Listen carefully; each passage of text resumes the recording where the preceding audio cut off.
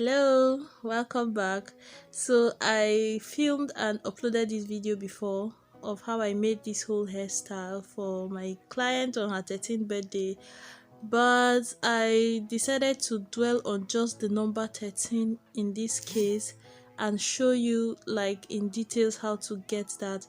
And because her hair is so thick, I couldn't like pay attention to just the number and it wasn't so clear, so I want to demonstrate how to braid especially number 3 on a mannequin, and I will show you two different ways you can braid number 3. Then after that you can watch where I did it on her hair to get the full gist. Cut out the rectangle. We are going to proceed to section it into two, the top and the lower half. Now pick the top half and section it across just the way I just did now, and then we are going to start braiding.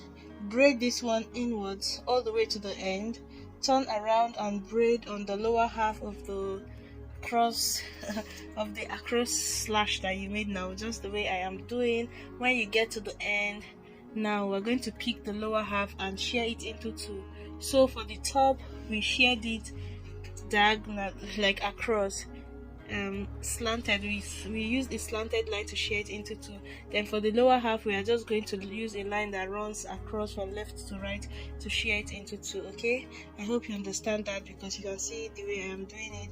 And then when you braid once backwards, you're going to now braid it finally this way. While braiding the lower half, try to round out your hand to make it create like a semicircle or like that curve. Don't make it pointed like the top.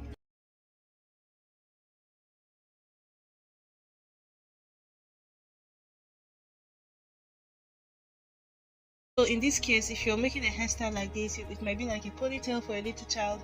You would braid the remaining part of the hair that you're not going to add into the number 3 into the remaining hairstyle. So as you can see right there in the middle of 3, I have that angle that points inwards. If I had used the rectangle, I am not going to have that, but using this means that I am going to create a hairstyle where I can just add exactly where my comb is, that remaining hair there, I can just add it into the hairstyle and move on with everything.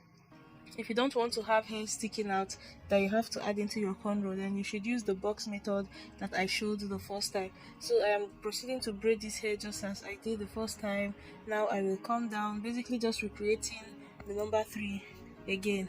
Now guys, please try to watch the ads that play in this video, leave a thumbs up, share or subscribe, because this helps the channel to grow. I appreciate every time that you spend here, and I really wish you can be supportive, please. Okay, so I have braided alphabet from A B C D E F G H up to V. At the moment I have up to V uploaded on my channel, and I have braided the number 012. I used it to create the year 2021, since it contains all the number I was working on. If you want to learn how to braid any of those numbers, refer back to my videos a couple of days ago for it. If you want to learn how to braid 4, 5, 6, 7, 8, 9, we have those coming up, and 4 will be next, of course, then 5, then 6. I already have it filmed, so I just need to edit and upload, so you can check that out. I am your plug for both alphabets and numbers. So for her hair, I used the second method I just showed you on the mannequin and carved out the number 13.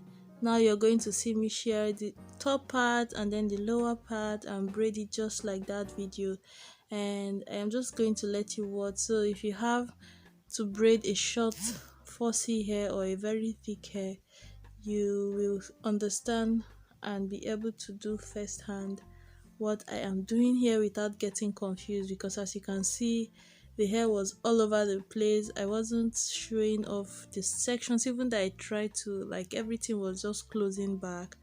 And so I am just going to let you finish watching. Thank you so much. Please do not skip the ads as you watch. Okay.